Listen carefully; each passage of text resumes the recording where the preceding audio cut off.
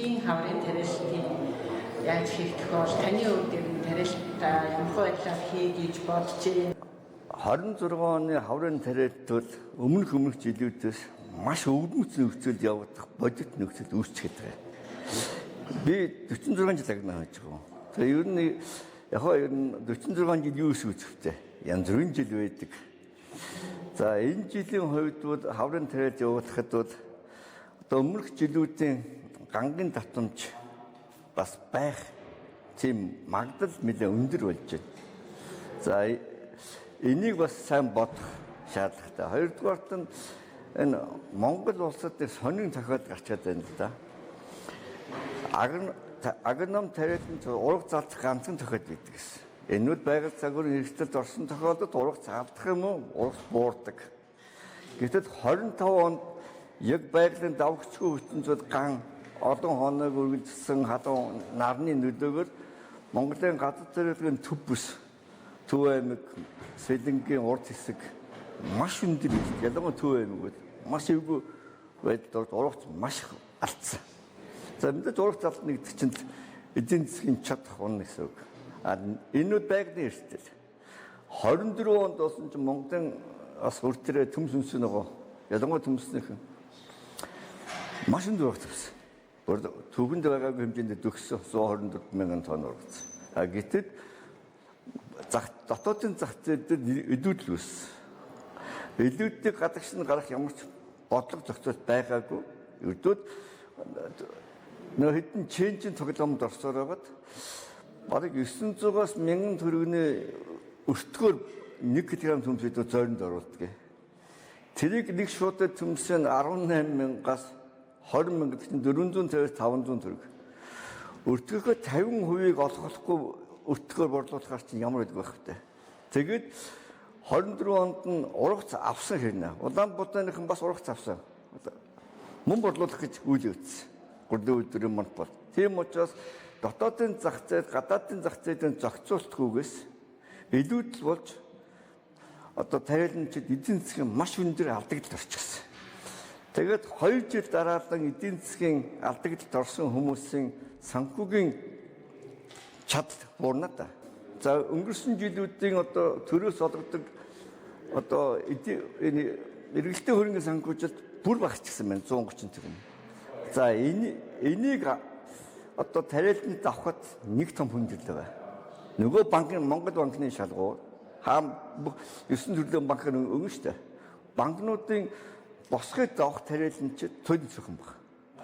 Сая 3 сарын 20-нд дархны хүрээлэн дээр нэг Монгол химийн бордоо бодис сэдэв нийлүүд 3 компаниас нэг сурталчилгаа боллоо. Тэнд манай гавьяат төр мандах нэмжээвэн төр төмс үнсэн огооны бас тодгомцсон асуудал технологийн маш гоё хэлцүүд гэсэн. Энд манай Төв аймгийн болон тэр дархан Сэлэнг хавийн нэлээд олон төмс үнсэн огоо тариалагчд ирсэн. Тэгээд тэр гоё мэдчихэд одоо энийг одоо биднүүд сайхан юм сонслоо гэж авах боломж эдэнд байхгүй шүү дээ. Юу энэ өндөр үнэтэй юм авах те? Харин энэ жилиг тариалдаг яая л гэж ярьж шүү дээ. Тэгэхээр ердөө энэд бот байд. Бид тариалан гэдэг бол улсын хүнсний хангамж, аюулгүй байдлыг эхлэл бэлтгэл ажиж шүү дээ. Яг гадаад тавиалгын үйлдэл эхэлдэг тариаланч чинь нэгдүгээр эзэн засгийн маш том хүндрэлд орчгаад байна. Энийг биднүүд одоо яаж игээд одоо үйлдвэрлэлээ явуулж хад нэгдүгээр тариаланч ашигтай. Хоёрдугаарт нь улстай хэрэгтэй. Тэгээд би өнөөдрийн одоо төрд нэг л бодлого хүргэх гээд байгаа. Энэ тариаланчдын санхүүгийн чадхыг бүрдүүлэх, хамгаалахад төрийн бодлого гаргаж өгөөч. Энэ үл бүр ихний ээлжинд бүр бодтойгоор бид 1 кг мөртөө 1 кг төмс үнсэн нөгөөг өөрийн өртгөнд суурилсан эдийн засгийн аргаар тооцоод дээр нэг хэдхэн хувийн ашиг нэмэхэд суур үнэ гэж гардаг. Борлуулалтын суур үнэтэй болж биднүүд хэдэн тоон урагц авч чаднуу тэрийг борлуулалт хэдэн төгрөгийн орлого олно гэсэн. Одоо тийм л эдийн засгийн үндэслэл юм байна. Ийм байхгүй ченжүүдийн эрхэнд яваад байна шүү дээ. Үйлдэл үдчиж тариаланчид бүтээгт үйлдвэрлэж байгаа шүү дээ. Тэгэхэд тэрийн ченжийн үзмжээр монопол үйлдвэрлэлийг хоттой авахч иргэшээд байхад бид нүү ч одоо хараат байдалд явж шүү дээ. Тэгээ энийг засахгүй тохиолдолд нэг үүсгэхэд ийм одоо байгаль цагрын хүндрэл, эдийн засгийн хүндрэлтэй үед өндөр зардалтай юм тэрийг борлуулж чадахгүй л тарилт олон хүн. Тийм учраас одоо жоохон ухаалаг нэг нь тарилтаас багасах алдагдаас хэрэгдэдэг шгүй. Бид амьдрах хэрэгтэй ш тарилт чинь. Тийм биз. Ард нь өчнөө хүний амьдрал байж байгаа. Монгол банк чинь их гой хуурдаг юм шүү дээ. Хар дансгүй болгосон яриад байгаа шүү дээ. Гэтэл нөгөө босгоо нугаагаад ирчихсэн. Одоо яг нөгөө элсэтийн шалгалтын суурь босгоно шүү. Тэнд муу олон тэрийн засагтан даа юм. Тариаланчдын эцсийн зорилго орд болох шүү дээ. Яг Монгол улсын хүнсний аюулгүй байдлын төлөө хүнс үйлдвэрлэх нь үүрэг. Хоёрдугаар амьдралаа авч гэр орноо үр хөвгт ацыг эдийн засгийн хувьд тэтгэх үүрэгтэй хүн шүү дээ. Хүний эрх нь өгöd үүргэн шүү дээ. Тийм учраас тариаланчдын нийгмийн асуудал тэдгээрийн хамаарлах хэрэгтэй нийгмээс таамаг ганцх юм орлогыг хамгаалах юм байна. Өөр юм байхгүй. Орлогоо хамгаалуулж чадаагүй чинь эрх ашгаа хамгаалуулж чадахгүй гэсэн үг шүү дээ. Тийм учраас одоо энэ дээр хуучин би одоо 80 он агна. 90 он хүртэл одоо хуучин хэлийг муу нэг юм биш үү? Мохоо нэг юм. Тэр чинь төмсөн дээр 1 кг төмс нэгдүгээр зэрэг нь 85 мөнгө. Хоёрдугаар зэрэг нь 65 мөнгө. Гуравдугаар зэрэг 100 харах спиртэнд өгдөг жижигэн төмсөөс. Тэр нь 39 мөнгө. Бид нар чи 90 оноос өмнө Орос руу маш их төмс экспорт нагадаг шүү дээ. Экспортын килограмм төмс 40 мөнгө шүү дээ. Тэгэхэд бид тэр мөнгөнд тааруулж бүтээгдэхүүнээ чанарыг сайжруулж өгдөг гэдэг шүү дээ. Гэхдээ юу нь болохгүй гэдэг. Өнөөдөр тэгжиж эдийн засгийн эрх одоо тэгэхээр чинь би чөлөөд 1 кг төмсөг 1200-аар борлуулах хэрэгтэй байсан бол 500 тонн төмс авахд хэдэн төгрөг олох вэ? 1000 тонн хэдэн төгрөг би дорн бочихно доо. Тэрэнд хэдэн төгрөгийн зардал гарах вэ? Хэд ашиг үлдэх вэ? Энэ чинь эдийн засгийн эрхчлүүд шүү дээ. Энэ эдийн засгийн аюулгүй дээ шүү дээ биднүүдийн. Ийм байхгүй мохор сохроор хэдэн жил явах вэ гэнэ. Энийг би маш олон жил хийж байгаа. Тий. Та одоо тэгэхээр нөгөө яаж штэ 45 жил тий. Одоо 46 жил доо гэж байна. 46 жилээ. За та 45 6 жил ер нь бол орлогоо хамгаалуулахгүйгээр л тариалалт үйлдвэрлэлд эхэлж ирсэн тийм үү? За 90 он хүртэл хамгаалуулж ирсэн юм байна. Тий. Тэгэхээр энэ дээр нэг хүмүүс буруу бодож магадгүй.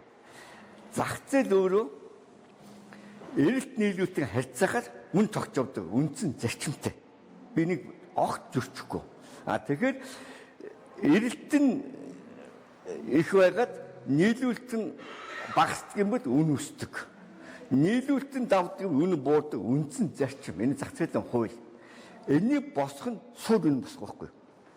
Тэр бүтээгдэхүүнүүд чинь суур үн тэдэн төгрөг. Одоо биднүүд хамгийн хямдхан цэвэр усыг таанд дэлгүүрээс хараа л та. Тэрийг дуртайгаар 1000 төгрөг чинь 500 гэж чаддаг л үстэй. Талах ялгаа байхгүй чинь.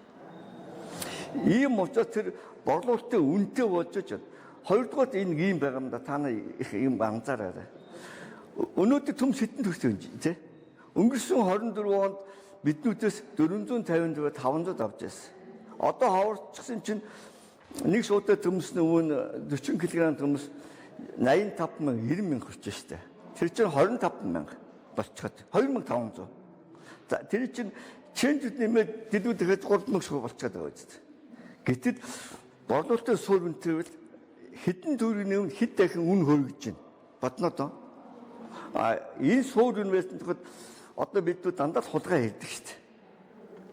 Тийм ээ. Гэтэл төрийн мөнгөөр авж байгаа бүх худалдан аваад бод. Мөн энэ замбараг өндөр тоглолт хийж штэ. Тэгэхээр энэ суур үн гэдэг нь маш олон талбарын одоо их ашиг. Яг гоо энийг ингэхтэй. Дахны хүрээлэн хөдөөчгөл сургууль нэг шинж ухааны төвн гэж учраас Монгол улсад мөрдөг бүх технологи дахны хүрээлэн батлах хэрэгтэй. Тэрний дагуу хэдэн төгрөгийн бид хийж чадна үндэ. Өчнөж хийчихсэн. Бидний нөгөө хүмүүс одоо шудраг өсөлтөж гэдэг нөгөө тэгэхэд өөрхийн ашигын төлөвөд айгүй хардаг штэ. Тийм учраас шинж ухааны үндэстэй суур үнийн тооцоод одоо бүх технологийн дагуу эдийн засгийн тооцооход үнэ гарчдаг байхгүй. Тэрийг тариаланчдын бүс бас оролцоотойгоор тогтоод улсын хэмжээнд хэрэгжүүлэхэд ийм хамгаалтын босго гэсэн үг л дээ. Одоо арга хацаар юм л эцсийн арга. Энийг хийхгүй яг хуу ингэдэг юм бол за энэ биднүүд бол амьдрахын тулд аргэрээ санхүүгийн эрсдэлд дахин оруулахгүй тулд эхлэн бодоод байна. Өнгөрсөн жил ямар одоо зэн совгоор идэм үү? Ямар байдлаар энэ тархуу гэж шийдсэн? За ер нь ийм бид юм. Биднүүд олон жил хөдөө амьдлаа. Биднүүд бас байгаль цагуурийнхаа төлөвийг мэднэ штэ. Хаврын нөөцийг ямар энэ хавар ямар дээр нь биднүүд бас энд юм хөгжиж байна тий. Интернетээр Орсын болон хамгийн ойрхон Орос Азийн цаг агаарын төлөвийг сайн харж байна. Бас нэг мэдрэмж совдон байна. Тэгэд өнгөрсөн жилийн хувьд гам болгон тодорхой байсан. Тэгээд би сташ нэг үгэхэд гангаас хүртэн сэргээдээд би маш их төмсөж шүү дээ. Борлохгүй яах. Зээл өгсөн хүмүүст найз нундаа өгсөн. Тэгээ болохгүй болохоор яг хамгийн амархаа яг хийх юм устгах шүү дээ. Тэгээд өнгөрсөн жил надад урагт авсан чинь зарим нэг нь яагаад та тариагүй нууцаа хэлсэгүй гэж хэлж байна лээ. Гэхдээ юу нууцах та бодтол юм чинь тийм ээ. Эдийн засгаас байгаль цагуурын одоо эрсдлийг харсах бас нэг тийм мэдрэмж байна, зөв совдон байна. Бас дадлаг байна. Нуу санаа байна. Хашраад байна. Тэгэд энэ бүхний нийлүү тариагүй өнгөрсөн жил маш их очсон. Нэмэлт хадагд гаргаагүй. Би өнгөрсөн жил би тэрний өмнө жил 100 гат хэлсэн байсан. Дахиад 100 гат хэлчихсэн бол тэгэл бүр суг авчдаг юм байгаа үст. Тэгэхээр яг нэг жилээс одоо энэ жил бас нэр хүнд байна. Сурсан юм сураар болохгүй байна. Бас мэдээж эдгээр амьдралд мөнгө хэрэгтэй шүү дээ. Тэгээ одоо тарина гэж бодохоос энэ жилийн үед ихэм тарих болохгүй. Яг ийм хүндүүд. Яг нэг өөрийнхөө хэмжээнд хорхоогоо дарна гэдэг ч юм уу, гэр бүлийнхээ хэрэгцээг хангахын тулд зүгээр суухгүй. Гэхдээ хэдэн ганц тарих нь одоонд хэлж чадахгүй байна. Тэр өдөр ямар төрлийн тавим тарихч бас тодорхой чаддгаараа нэг жоохон төмцэн. Тэгээ босч нь одоо байдлаас нь болно доо. Өнгөрсөн жил та юуч тариагүй юм? Юу тариагүй. Урьдчилсан. Тэгэхээр та одоо энэ 46 жилийн түүхэнд бас ингээл одоо өнгөрсөн жил ингээд илүүдл гарчаад тэрүүнийг ингээ асгаж ийсэн, хайж ийсэн одоо энэ тохиолдлууд бол цөнгөл байгаа юм. Хэд их цөөхөн. 12 онд Монгол улс энэ Монгол төмс хөтөлбөр чинь 2004 онд эхэлсэн. 2004 онд ихэд Монголын дотоодын хэрэгцээний 40% дотоодоо хангаад 60 гаруй хувь нь хятадын импортын төмс байсан. Монгол төмс хөтөлбөр Швейцарын хөгжлийн агентийн санхүүжилтээр төр мандахын удирдлага манай хөдөөчгөө явна нөлөө даваад даргын буйнд сайхан хэрэгцсэн шүү дээ. Тэгээд 2004 онд эхэлсэн төсөл 12 онд Монголын түүхэнд хамгийн өндөр 245.2 тонн үдэ. Тэгж урах захад 13 оны хавар нэг бас нэг 50-аас 80 тонн гэж хэлдэг маань нэг тонн дөрөв. Ямар ч 50,000 тонн төмс илүү цайгж ийсэн. За өнгөрсөн жил 2 тонн болж байна. Энэ дээр сони мэдхэд Монголын түүхэнд урах зэдүүжсэн түүх байдаг. Гэтэл төр тэрийг зохицуулдаг. Чинь одоо 88 онд Монголд хамгийн өндөр урагц авсан шүү дээ. Тэгэхэд Монголын засгийн газар Монголын урагцын комисс гэдэг дэсэж генерал Жамин гэж хүмүүждэг байл. Тэгэхэд тариаланчдын хөдөлмөрийг үнэлээд бүтээгдэхүүнийг шууд худалдаж аваад Дархан Улаанбаатар Эсчон засмалууд төр өчмөн багтахгүй, агуулгыг багтахгүй буулгаж ирсэн шүү дээ. Тэгэхээр чинь ямар сайхан цаг байсан бэ? Монголын түүхэнд эдүүд Улаанбаатараа асгасан хоёр тохиолдол байдаг. Нэг нь цагийн сайханд илүүцний Монголын төр худалдаж аваад зам дээр засмал байж ирсэн. Арчилын үед Сэлэнгийн цанд дэдэг засгийн газар шаардлагаас Сугаатын талбай дээр нэг машин будаа асгасан. Төмстэй тохиолдолд 12 он 25 онуудад илүүд бодгоод жалганд асгалаа. Энэ босд нь үл тэгээд яг хөө ер нь төлөвлөлтгүйгээс болж төмс үнсээ нөгөө илүүцсэн олон билд. Хүнсний экспортын үйл дээр нь ямар байж? Тэр ингэсэн. 24 оны өвөл 25 энэ ихний үед сарууд шүү дээ. Нөгөө дотоодод төмс бүр борлохоо байсан байхгүй. Бүр унаад 400 төгрөгөөс илүү гарах байсан. Тэгээд биднүүд бас Орос руу хандаад экспортод гарахыг хөөцөлдсөн. Их амжилттай эхэлсэн байхгүй. Тэгсэн чинь тэнд нөгөө манай 8-ч давхар ороод тэгэд Улаанбаатарт оруулж ирсэн төмс шууд 20 мянга. Тэгэхээр хэд төмс 500 төгрөг шүү дээ. Оросоо гарах нөгөө Оросууд орж ирнэ бахан Монголд жуулчлалт гараад ирсэн байхгүй. Яг тэр үнээр л авна гэдээ ярьчихсан. Тэгэхээр чинь бид хаан ч гэж ялгаагүй болчихсон. Тэгээд бид ягтаа манай эндүүд яг нэг манай тариланчцэн бас их тийм нэг арчаагүй зан гарчихсан байна. Үнэ барьж чаддгүй, эвэлд нэгдэж чаддгүй, саланг байсан манай жаргамт бол маш олон тонн хүмүүс зөвхөн нэг 450хан төгрөгөнд штэ өрхөнд сүүлдээ тань боддоо 10,000 төгрөгөнд 20 тонн төмс өгнө гэж ярьж байдаг чи ямар ухаан байх гэдэг чинь тийм. Тэгэл тарьж хурааж авч байгаа өртг нь бол 500 ядгаар болно. Тэгэхгүй яадгийг. Тэр чинь 900-аас унахгүй штэ. Өртг нь унахгүй. Тэгээд яг та нэг ийм л байд юм байна доо юм. Юу ч хайснаас. Тэ? Мөнгө болгоё гэдэг. Гэтэл яг нэрээ юучгүйсээс мөнгө ихэн ирж байна. Гэтэл дараа нь өөртөө боломжийг яасах алдаж байна гэдгээд энэ ягтаа бас энэ одоо манай нийт тариаланч дард иргэдэд хаана те эдийн засгийн боловсрол, эдийн засгийн мэдлэг, эдийн засгийн тооцоолол байхгүй бас их том алдаж байгаа байхгүй.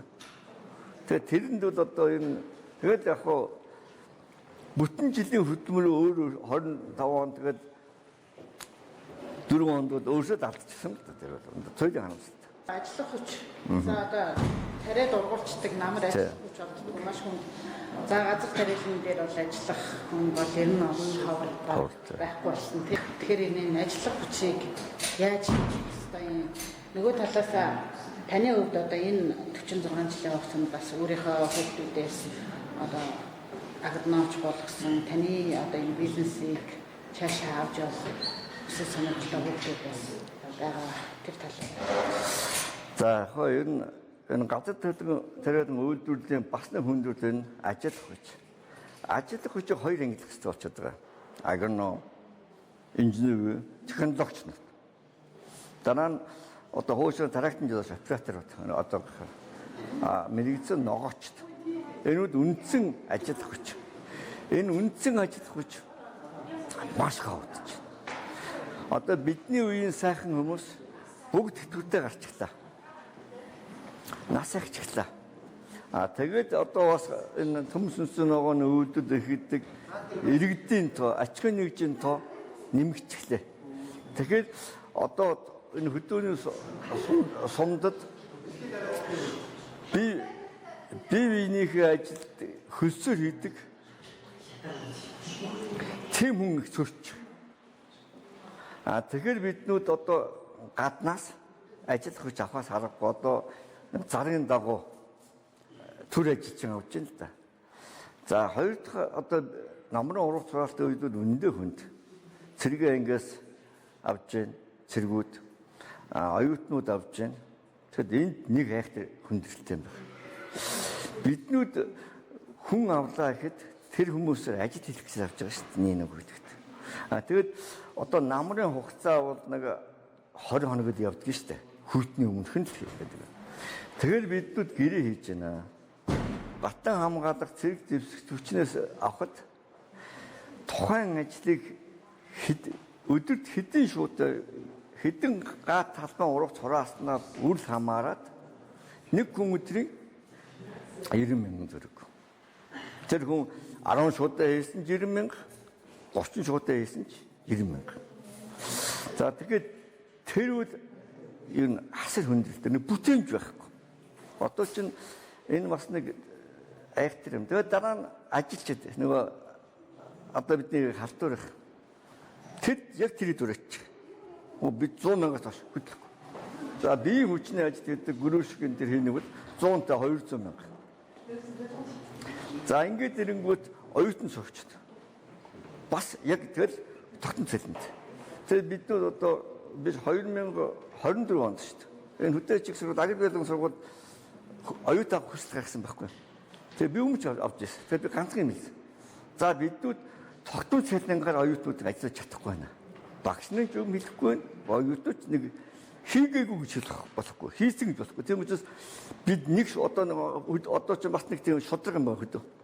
Шуудаг нь үнэлээд нэг шуудан 2000 ч юм уу 1500 ч юм уу хийсэн цалинждаг бас хүмүүс байдаг байхгүй. Тэдүүд хамар. 2000 чинь өдөр 50 шуудан 100 мянга.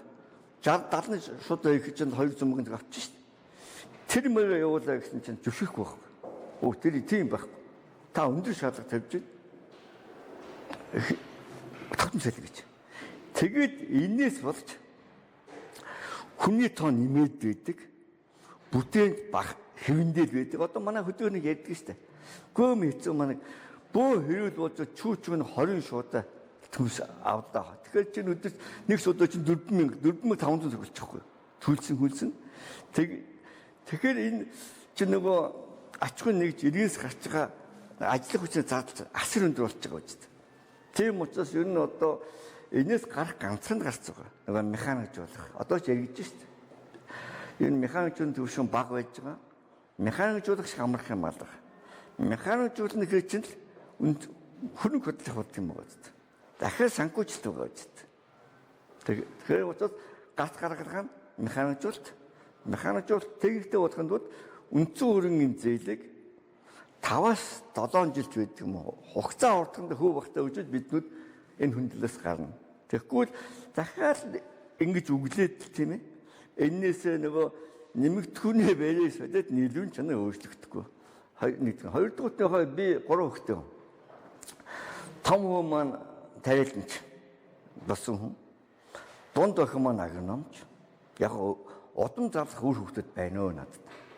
Одоо би бас нэг яг нэг үехэд хүүхдэд хэлээд байгаа. За өнөөдрийн Монгол улсын төрийн одоо энэ бодлогын ийм одоо эргэлзээтэй байдал. Энэ цагуурын энэ дулаар тийм ээ ажил хүчний хомсдол энэ үл одоо таанат бол мэдээж их хүнд байдалд ороод болцгүй шүү. Тийм учраас одоо мэрэгжлийн ажлыг ингээд бас аавчгаа олон жил хийвэл нэг эктри та нар эдийн засгийн хувьд бол сайн ажиллаж чадахгүй.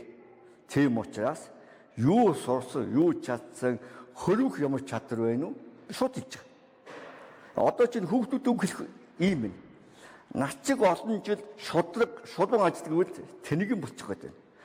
Энэ мөнгө олж байгаа хүн шиг шуналтай байггүй л болохгүй болчиход. Одоо хүүхдүүд сүүлдээ нэрлэгээ те айтайхан шиг хүний зэрэгтэй амьдрыг хэлдэг болчихлоо. Тэгээ одоо дөөр хэлэхгүй болох юм шүү дээ. Ийм л.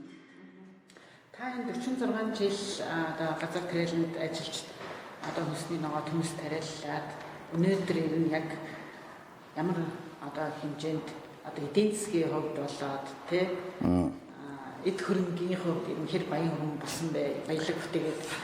За яг би ингэсэн. Ер нь яг хүн хулгай хийсэнгүү.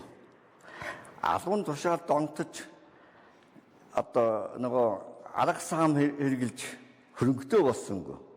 Миний бүх хөрөнгө хувийн хүүхдүүд зөксөн бай өөрийн ч юм бэ. Би төмсөө их мөнгө олжсэн. Төмс цэж.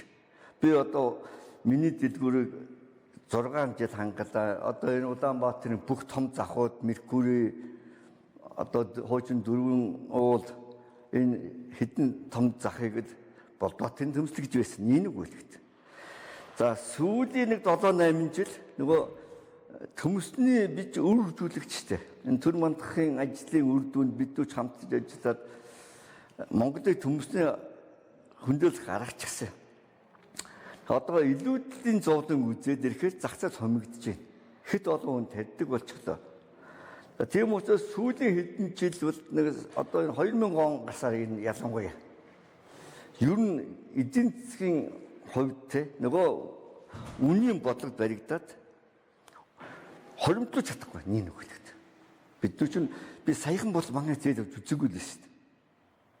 Одоо банкны зээл авахаас аргагүй байж орж байна. Гүйж явдаг болж байна. Тэгэхээр үл им харуулдаг биз? Энд яг хоёр идэхгүй хоосон хонохгүй л байх зарчим өнөөдөр үйлчилж байна.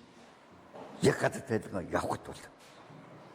Тэгээ одоо энэ ийм бай. Тийм учраас бүгдүүд хэлээд байхгүй юу? Энэ салбар сайхан салбар. Бодлого зэгцэртэл.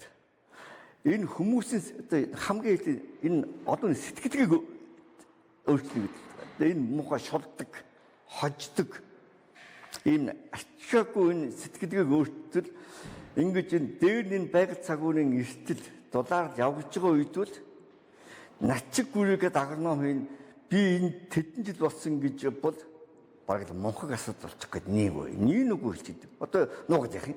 Тийм учраас ямар санда те хоёр одоо яг миний баг охин бол өөр мэрэгчтэй энэ бизнесийн чиглэлтэй хүн. Тэр бол өөрийнхөө болоод явж байна. Тэгээд хоёр ямар санд хэлж те юу сурсан? Юу чаддаг болсон? Шудраг хөдөлгөөнд яаж хүрэх боломж байсан?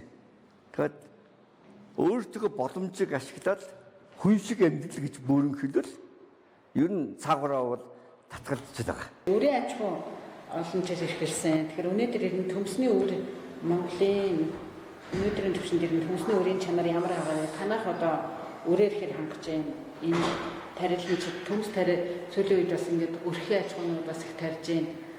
Хувийн хэрэгцээнд дээр нь төмсийн тарилт нэмсэн шүү дээ. Хэр чанартай үрээр хүмүүс таньж мэдэж байгаа тарж байгаа бол. За яг ер нь үүдээ энэ өрийн аж ахуй гэдэг бол одоо гадаад тариалгын одоо үйлдвэрлэлийн үндэс нь ургац авахын гол нөхцөл юм байна.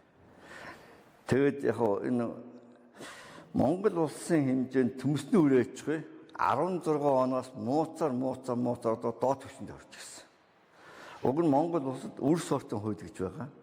Нийт одоо төмс зэрэг талбайн 10-аас 15-д нь үрийн аж ахуйгаа үрийн талбайтай байх ёстой. Энийг хангах үрийн нүүт бүрдүүлэх үрийн аж ахуйд байх ёстой. Үрийн аж ахуйнууд нь дахны хөрөлднөөс гаргасан ч юм уу импорт оруулж ирсэн элит нэгдүгээр шатны үр тариад тэрийг хөдөөж байгаа нь тусгай зөвшөөрөлтөө одоо 4 аж ахуй 6 аж ахуй байгаа. Энд өгөөд ингэ явдаг хуучин тогтолцоотой байсан. Тэгээд харамсалтай Монголын нөгөө Монгол төмс хөтөлбөр 16 онд дууссан шүү дээ. Тэрнээс хойш одоо унсараад одоо энэ өрхөд дахны хүрээлэл нэг жоох юм хийж байна. Энэ гавьяат агномч хэн элит төрийн нямжуу захирал юм хийж байна. Энэ хоёр л биш үү? Тэгэд энэ хоёрын гарсан үрийн цааш нь үржүүлэх бодлого, дэмжих төрийн дэмжлэг үнэндээ асар муу байна. Тэгээ одоо нэгдүгээр, хоёрдугаар тарилчдын бас нэг акт сэсгэлгэх. Би хэлдэг байхгүй. Ямар ч муу малчин ном сураагүй малчин байгаад хуц ухнаас хэд мэддэг шүү дээ. 2 жилд. За агшин төвшин гэх гэдэг юм байгаад уяачд азаргаа те гүүгээ хаанаас авдаг үлээ. Ялангуяа азаргаа их мал. Тэр чинь сэлэгц хэлээд байна та. Гэтэл манай энэ төмсний үйлдвэрлэлд бол хамгийн хэм төмсөг тарьж байна нэг үлэгт. Тэгэхээр чин одоо энэ манай төр манд хэлдэг юм л да. Бидний үйлдвэрлэж байгаа нэгдүгээр шатны эдит төрвөл чөлөө 1200 байхад тааны өөр 1000 байвал 800 байх гэсэн үг гэж хэлдэг. Гэтэл бид 800 гэж хэлэхэд нөгөө хаасаагүй биднүүдийн тарьж байгаа гала байж байгаа байхгүй юу? Бид 800-ыг тэнд болдоотод байгаа төмс над байгаа ш 500. Тэгэхээр нөгөө хүн тэрийг авна гэж дээ. Тийм байдлаар олон жил явчихлаа. Тэгээд энэ дээр нэг л юм ойлгохгүй. Дээрээч доорооч. Төмсний өөр ямар таримт үрдээ юм. Ялангуяа төмснөөхөд 5 жил тарих төстэй байхгүй юу? 5 жил явахаар нэгдүгээр продуктгаа 5-р продукт төмсний урах чадвар одоо сортын хөгжил гэж үү? Урах чадвар нь өндөр өвчин хортонд нэгдүгээр амд нэрвэж байна. Байгаль цагуурын эртэд амархан өртөж байна. Одоо хөгшиж байна гэсэн үг шүү дээ. энийг 5 жил тутам солиод байх учиртай юм л да. Харамтны солихгүй тэгээд одоо яг хуу нөгөө хүнээр бол одоо ер нь нөгөө хорт авдын төвшөнд хүрч ийн гэсэн үг шүү дээ. Одоо энэ тэр үрийн бодлого алдагцнаас манай жаргалтад Төв аймагт 21 онд Питоптер гэж өвчин хамгийн анх гарсан Монголд. Тэр нь яг Питоптер өвчнөө даамжил чигийн өндөр нөхцөлд дулаан дутсан хоёрын тэнцвэртэй харилцаа үүдгээд тэр Питоптер мөнгөнцрийн урах идэвхтэй нэмэгддэг өвчин л да. Европыг бол зовоодог өвчин. Манай Монгол байдаг гэхдээ тэр нөхцөл бүрдэг ус. Тэгэхэд 21 он манай жаргантах баг 80-90% хамрагдсан шүү дээ. Тэгээд 22 онд 23 онд дахиад нэрвчихсэн. Энэ юу? Энэ л үрдвэл сортын чадах ямар төвшөнд хүрчихсэн бэ? Өөр нь ямар чадахтай гэдгээд баталгаа нэг байхгүй даа. Тэгвэл тийм учраас би одоо шууд хэлчих юм. Одоо дагнаж өөр мэдж байгаа. Төмсөнд бол төмсний үрээ ачгаа зүгээр ном дээр л байна. Хатууглагд. Надад тусаж биш үү? Цепэнд байж байгаа шүү дээ. Би тариад миний үрийг авдаг тогтолцоо байхгүй шүү дээ. Тэгээд яг юм ойлгодог хэдэн хүмүүс зээлээр өгсөн. Тэгээд тал нь хаягдсан байгаа шүү дээ. Гэтэл чи үрээ ачгаа тодорхой байгаа шүү дээ. Бодлого нь. Жаргашнтынхаа харьцангуй одоо танаас чанартай өөр ер нь төмснийхээ өөр бас бос сумыг бодоход ач холбогдол өгч энэ төр нөө юм авч ирсэн.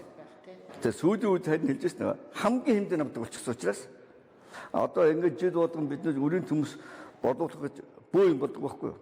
Тэгээ одоо явахдаа бас дандаа хүмүүс муу шүү дээ. Манай энэ төр мандах нэмжов энэ төр захиалга өгсөн хүмүүс мэдгүй надаас очиж авдаг шүү дээ. Аргагүй нөгөө шинжлэх ухаанаа итгэсэн эднээ цаавар байгаа энийг авах тарих яашгүй шаардлагатай гэсэн хүмүүс очиж надаас судалж авдаг. Тэрнээс тэр үл дараа нь баярлаа гэж хэлдэг. Болдохоо таны төмс үнэндээ сайхан ургасан би 3 жил зовоогүй шүү гэж. Тэр үл харьцангуй хамрах баг. Тийм л. тариа шинжилттэй ханддаг төрийн бодлого гаргацдаг. За энэ жил юу Монгол улсын хүнстэй байх уу? Хүнс багтай байх уу? Айлаас ирэхээс авдраа худал гэж. Геополитикийн хувьд хүндэрч байна. Дэлхийн энэ тэнд дайн болж байна. Байгаль цагуур дулаарч байна. Тэгэхээр дээр нь энд ийм хүнд нөхцөлд улс орон өөрөхөл хүнсний бодлогоо барина. Яг өндөр хөгжсөн чадaltaй орнууд илүүгэл өгнө шүү дээ. Тийм ээ? Тэгэхээр хүнээс гойх уу? Дотоодоо хангах уу? Дотоодоо хангах бол ямар бодлогоор? Тэг одоо энэ хэдэн тариаланчдын бид дахин хэлгээд ялрахж байгаа юм биш. Шантаалж байгаа юм биш. Ихрэж байгаа юм биш. Эсэргүүцж байгаа юм биш. 2 жилийн түрүү чи хийсэн нөхцлөөр энэ тариаланчдын чинь санхүүгийн чадах дөрөвчгээд байна шүү. Тийм учраас санхүүгийн эрхчлөлийг хангахын тулд төрийн бодлого хэмжээд гаргаач гэж хэлэх байна. Тариаланчдад бэлэн байна. Чадна. Дэмжихгүй юу? Чадахгүй юу? Хүн зуртал чирэгдээ багасгах чадахгүй юу? Энэ нь манай дотоодын асуудал шүү дээ. Чадвар тариаланд бэлэн. Чирэгэн дотсон гэдэг. Сэтгэл нь бэлэн. Энэ жил хайчихвал за ер нь тэгээд